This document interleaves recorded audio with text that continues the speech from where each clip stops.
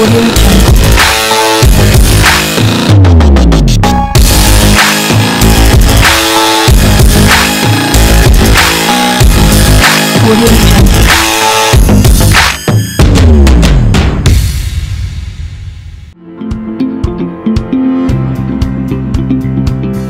name is Will Cantrell.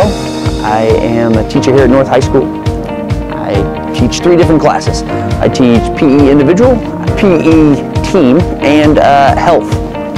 My motivation to become a teacher really kind of started when I was in school. I had some trouble in school, like learning and that sort of thing, because I have ADD. And I had some teachers that really invested in me, invested their time in me, believed in me, and really impacted my life. So I really wanted to do the same thing. I just thought it was a great way to impact kids. I love teaching multiple classes because it gives me a variety throughout the day. It gives me a different setting each period, that sort of thing. There's some challenges there in terms of, you know, having some multiple different ideas for different classes that you want to do, but for the most part, I actually really enjoy that. I think he has pretty good teaching methods. I mean, he explains everything thoroughly and he goes through the lessons pretty well. I do think he has good teaching methods because he has us warm up, which really gets our bones moving. The environment here is great. The environment here has been extremely welcoming. Kids are fantastic. My department in particular, with Coach Blankenship, Coach Wilson, Coach Bless, everybody in our department really gets along really well. So it's been a really smooth transition.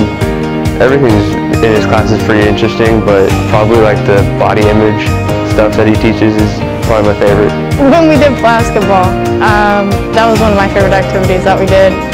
I hope so. I mean, I would love to teach here for as long as they will let me teach here. Again, I love the environment here. I love the kids and I love the faculty. It's been really good. My teaching philosophy really kind of centers around trying to meet students where they are, because not everybody is in the same spot intellectually or physically or anything like that. So my teaching philosophy really centers around the idea of trying to meet each student where they are. Yeah, I think he's a pretty good fit for North because, I mean, it seems like he gets along with all like the health teachers and that kind of stuff. And he's just a good teacher. I do think he's a good fit for North because he really knows how to communicate with the students and get them moving. Man, well, when you're teaching, you never know what kind of challenges are going to come each day because, you know, kids, people, right? I mean, people bring different things into the building every day that, you know, we don't know what they're dealing with at home or in their personal life or whatever. And so I try not to you know, pre-plan for those kind of things. I try to, like I said, with the philosophy type things, I try to take each student, you know, individually so that we can meet each challenge individually.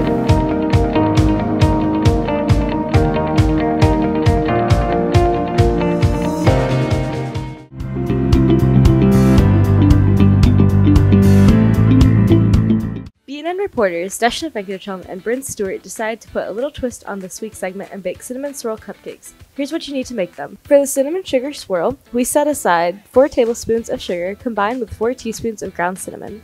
For the cupcakes, we need 1½ cups of all-purpose flour, 1½ teaspoons of ground cinnamon, 1½ teaspoons of baking powder, ½ teaspoon of salt, 6 tablespoons of unsalted butter, 2 tablespoons of vegetable oil, 1 cup of sugar, 1½ teaspoons of vanilla extract, 2 eggs, 3/4 cup of milk. For the cinnamon sugar frosting, we need 1 1/4 cup unsalted butter, 5 cups powdered sugar. Warning, we didn't actually use 5 cups. 2½ teaspoons ground cinnamon, 1 teaspoon vanilla extract, 2 to 3 tablespoons water or milk, and a pinch of salt.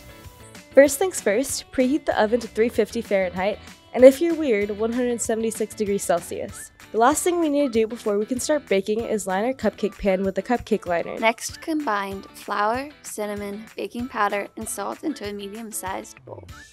Setting that aside, add the butter, oil, sugar, and vanilla extract to a mixer bowl and beat together until light in color and fluffy. Add the eggs one at a time. Ooh, look at that skill. Okay, anyway. After you add each egg, mix until mostly combined. Then, add half the dry ingredients to the batter and once again mix until mostly combined. Slowly add the milk and mix until well combined. After adding milk, next add the remaining dry ingredients and mix till well combined. Now we can fill our cupcake liners. First, add a tablespoon of batter into the cupcake liners. Then, add 1/4 teaspoon of cinnamon sugar swirl on top of the batter, and then another teaspoon of batter on top of the cinnamon sugar swirl. The last step is to place the cupcakes in the oven to bake. Set a timer for 15 to 18 minutes. While that's baking, we can make our frosting. For the frosting, we first need to add our butter into a large mixing bowl and beat until smooth. This process might take a while. After smooth, add half the powdered sugar and mix until well combined. Next, add the cinnamon vanilla extract and 2 tablespoons of milk or water, as well as the salt until well combined. If your cupcakes are ready to be taken out, go ahead and leave them out to cool. The recipe then says to add the rest of the powdered sugar, but we did not because it was already very sweet. Next, add milk as needed to get the right consistency. After making sure the cupcakes are cool, you can now frost them. Don't forget to add the cinnamon sugar on top. To make the final product pretty, we added cute candy pumpkins to it. Final conclusion, these cupcakes turned out really good. Bryn, aka me, thought the frosting was very sweet, but I would recommend it. This has been Dushnett and Bryn reporting for BNN.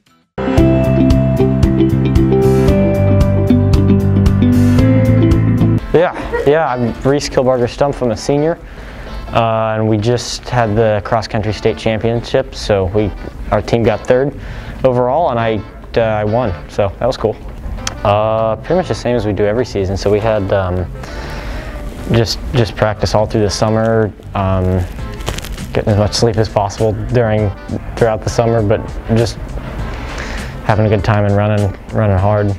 We were able to do well at state and really at all the races, pretty much all 4 years. So that was cool because that was like you just want to do well all as much as you can So that was fun to be able to do well with everybody. We had a different group of people this year, just people that are newer to running top 7 or just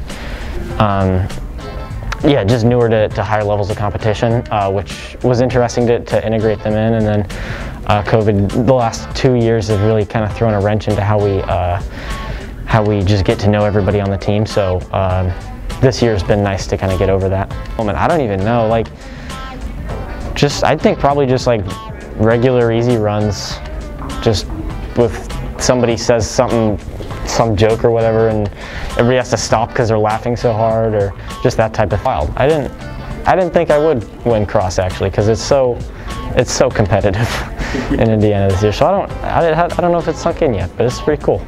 Next season's track.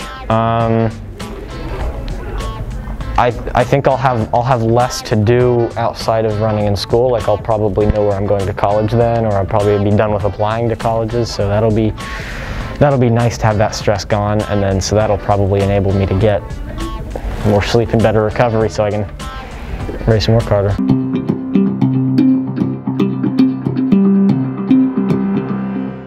Hello, my name is Ethan Lax and I'm the owner of Columbus Vintage.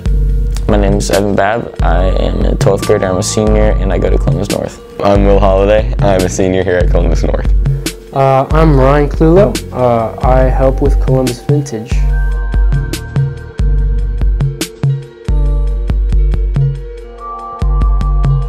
Columbus Vintage is an online shop where we sell vintage clothing and accessories. So my freshman year, I thrifted a lot. I've been thrifting all my life, and my mom told me that I had too many clothes and I could either get rid of it or sell it. So I started selling my used clothes I knew some people would like.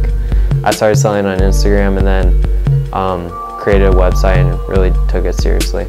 So everybody that's on my team is Colin helps us out with photos, my girlfriend Ina helps us out, Evan Babb, Will Holliday, Ryan Clulo, and Aaron Kreider. Columbus Vintage is basically just a brand that me and my friends run, and it is just where we resell vintage clothing, and we're also starting to make our own products, so it's pretty much what it is. Columbus Vintage is like a business that my friend Ethan started back in like freshman year, and then a few other of my friends joined it around sophomore year, and we basically resell clothes that we find at like thrift stores and like Goodwill and stuff like that, and yeah, and then we sell those. Well, it's a thrift resale. It started out with just Ethan Lax and his friends going to Goodwill, but it kind of grew from there. So my friends and I, we thrift clothes from wherever it may be, and then we take those clothes, clean it, organize it, and then we take product photos for our Instagram.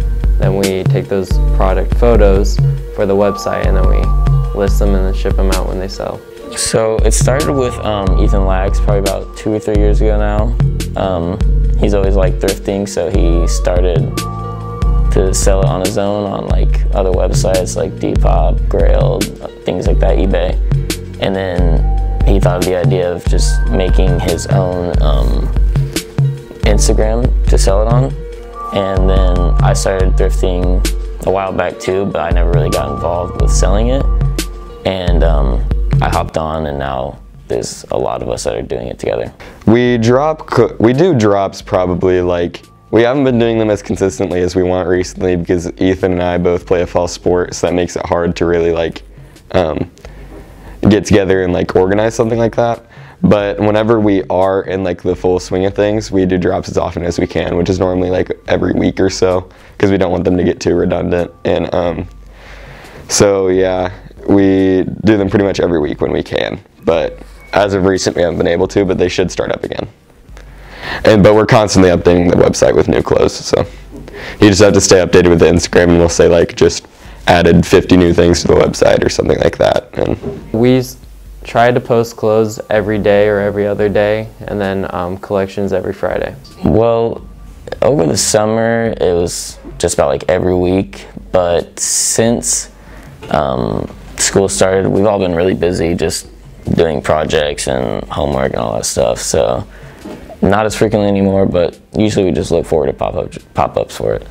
Well, it's kind of almost a constant output of new items and new stuff for people to consume. We organize our pop-ups. We try to have a $3 bin for people who are trying to get cheaper things, and then we tag all of our items in advance with prices, and we try to bring as many things as possible. We chose Nomad because it's a good place where teenagers who like vintage clothes go to hang out, and it's something that I've been going to since my freshman year. Basically, we organize them just by basing it off when Nomad starts, and we do that because one of our good friends, Ryan Clulo, is basically like the head of Nomad, so it's an easy place for us to do our pop-ups and helps us keep it organized, and we just usually promote it on our Instagram. so basically we don't have an actual store, obviously, because we're all in high school. We can't go and run a store, so we're all online. But despite that, we'll still do a pop-up shop every once in a while, which is where we just set up a store pretty much, and then like sell clothes in person instead of just online. We'll bring all of like our inventory and then like set up and then sell it. And then the perfect venue to do that was at Nomad, which is basically like a live music thing that's like organized by our friend Ryan, and it happens every like once a month, like a live music and art show. And so we set up there because that's pretty much like the demographic that we're trying to sell to are people that like attend that, really, because everyone that goes there loves like vintage clothing. And so we decided that we'd set up there, and then we did it once. We didn't really know if it was going to be that great, but it actually really took off. Like I think we brought more people to Nomad, and Nomad provided a place for us to set up, so like it really it helped both programs really grow. So now we do it pretty much every time there's a Nomad. I think we've only missed 1 or 2 since. Well, I think a lot of our future is held in the pop-ups. It's just kind of going into real life and diversifying our sales, whether it be through our website or in real life, or I was already affiliated with Nomad, and so Ethan and I just thought it was a great opportunity to have people look at clothes in real life and see what it looks like on them, and get to buy stuff in real life without going through a computer. So for the website, we actually use our friend, or Ethan Lax's brother, because he is a web designer. But with the Instagram, it's pretty much just, we have a photographer who's in college now, unfortunately, but he would edit our photos and then we would post them, and then, because we all have access to the Instagram, so. We ship worldwide and within the US, and we use recyclable poly mailers and print the label and ship the items. The Instagram is ran by me. I get sent the photos with a calendar from our photographer for the feed, and on the day I post the photo. When it comes to the website, my older brother Isaac helps me with that. He works in technology, so he really knows how to use the website and made the website for us. My Instagram is Columbus Vintage, and my website is columbusvintage.com. No, just go follow us at Columbus Vintage on Instagram, and then we also have the exact same username on different websites like Grailed, Depop, all those things, and they are all apps as well, so yeah, for sure, at columbusvintage.com. Alright, so follow our Instagram at Columbus Vintage, and follow Nomad Art Columbus on Instagram as well, and then just keep your eye out for drops and for pop-up shops wherever Nomad is. The Instagram is at Columbus Vintage, and then the website, I think, is just columbusvintage.com.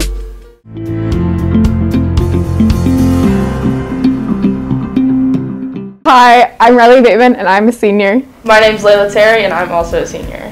And people are asking me questions, so I'm going to answer them. So the first question is, what is Riley Bateman's favorite fall trend? I love pumpkins. I love going to the pumpkin patch. I love eating the pumpkin flavored things and smelling the pumpkin scents. However, It's a lot. but not candles. Like food scented candles like that make me want to barf. You don't like candles? No, I love candles, but not like the food scented ones. They make me have to vom, so I can't. Anyway, pumpkin is my favorite fall trend. What is Layla Terry's, favorite fall holiday? I think the obvious answer is Halloween. I love scaring children. It's one of my favorite pastimes. Weird. Not like random children, like my little siblings and things. Oh, that's fair. Okay. Does Riley Bateman enjoy pumpkin carving? If I love pumpkins, of course I enjoy pumpkin carving. We do it at my family's house, and I like try to be the best, and if I don't, I get a little competitive and upset. But, yeah. What is Layla Terry's favorite fall,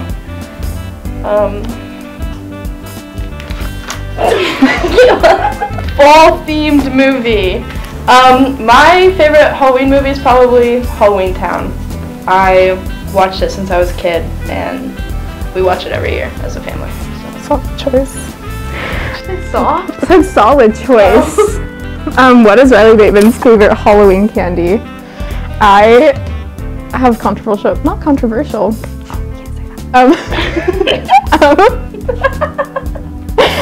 I like Jolly Ranchers a lot, but if I'm going Halloween. for, hold on, people give out all sorts of things, like fruit snacks.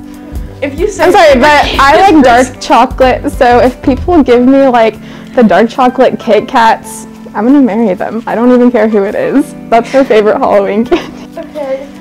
What is Layla Terry's favorite past Halloween costume? I was a Ninja Turtle one year. No, that was my brother. We were all Ninja Turtles. I was Michelangelo, and I had this really big head. You like wear a whole turtle head? Yeah. Like I probably have a picture of it, but it's like me, my little sister, and then my cousin, and then my nephew was or not my nephew, but my little cousin. He was like the rat. Oh. The master. I don't know that. Oh. I'm sorry. Shame on you. My bad. What is Riley Bateman's favorite fall memory? One time I like making leaf piles And my favorite fall memory is probably like burying my sister in one and like we jumped. And we would like make it in the median, and like one time I painted the road. Median of the road? Like you would jump on your sister? Yeah, like we would like make the leaf pile in like the grass median. And then I'd like take a little path, and then we'd make a whole pile, and then sometimes we jump. What is Layla Terry's best fall memory? Well, a few days ago, I went to Brown County Park and I went on a hike, and that was a really good fall memory that I had. I also climbed a tree or two. How does Riley Bateman feel about pumpkin? We already know. I love pumpkin. I don't love the color orange though. So when I try to get the funky looking pumpkins. Like gourds and squash? They're all the same. No. Well, not like quite, but like in theory they're the same, you know? No. All right, that's fine. Would Layla Terry rather eat candy corn or caramel apples? Okay, I love candy corn, but I also really love those caramel apple suckers. So that's my favorite Halloween candy. That was your question 3 questions ago. I would have candy corn and then, or the apple suckers and then candy corn and then candy apples. Would Riley Bateman rather jump in leaves or go on a hayride? Although I do love jumping in leaves, I do like hayrides, especially if it's like, what's wrong? Especially like during the nighttime, because then like the wind is just a whooshing and you're like sitting on hay and it's fun. One time I was on a hayride and some old lady stuck some hay in my ear, so. I wouldn't like hayrides that happened to me. Not a big fan of it. What is Layla Terry's favorite fall scent? Ooh, I really like cinnamon. Like cinnamon sugar. I know that's not really a scent, but that's my favorite. What does Riley Bateman's fall playlist consist of? Very like, I have this one playlist, it's like my Dark Academia playlist, and that's just all fall, because like, they're just one and the same. And then of course, like We Fell in Love in October is like, October, it's fall. It's just a solid fall time bop. What is Layla Terry's must-have fall item? Flannels.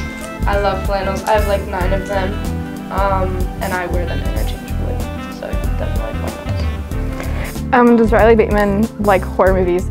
I love them. I watch them all the time, and I do get scared, but I like ones that like aren't like psychological thrillers. Like Midsommar is like my favorite, one of my favorite movies. I love it so. Go to jail, I don't know. Okay. Does Layla Terry like pumpkin spice? No. I know this is unpopular and might stir up some drama, but no, I don't like pumpkin spice. One time Starbucks gave me pumpkin spice latte instead of the salted caramel latte, and I didn't drink it. You were pressed. What's Riley Bateman's favorite fall clothing item? I love sweaters. Like layering in general, and just like... But you're not wearing any layer. Well, okay, sometimes you have to go comfy. Like, I wore a sweater like a couple days ago. So like, yeah, I like sweaters. Where is Layla Terry's favorite place to go in the fall? The mountains. My grandparents used to live in West Virginia, and we would go up and visit them, and it's really, really pretty to see all the trees and all the mountains and everything. Okay, my last question is, what is Riley Bateman's go-to fall Starbucks order? Of course, the pumpkin cream cold brew, because it's just delicious. Or anything with like caramel, I adore. Okay. What is Layla Terry's favorite fall food? Is apple pie fall food? Apple pie. I love apple pie so much. And cherry cobbler. I don't know if that's fall food either, but my grandma makes the best cherry cobbler. So, desserts.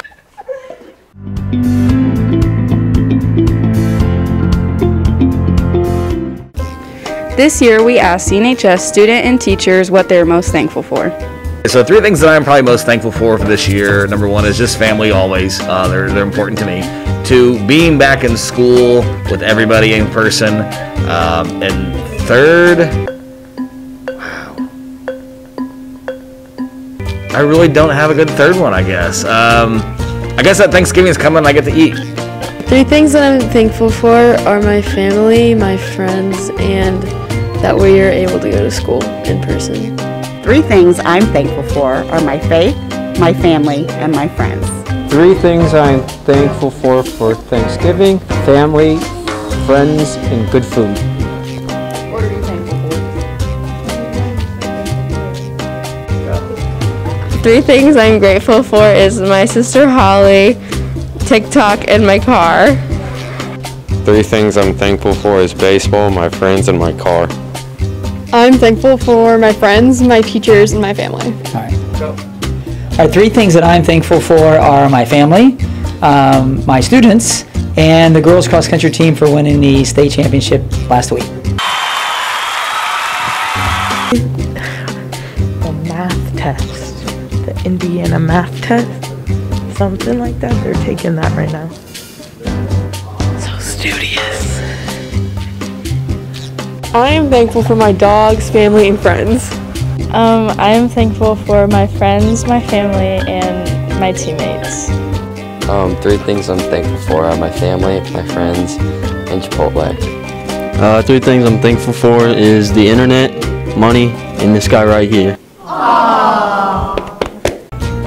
Happy Thanksgiving and thanks for watching, Bulldogs. Let's go, Bulldogs. Psych, our mic is not a real mic. We had to tape a little one to it, but you would never know if I didn't tell you.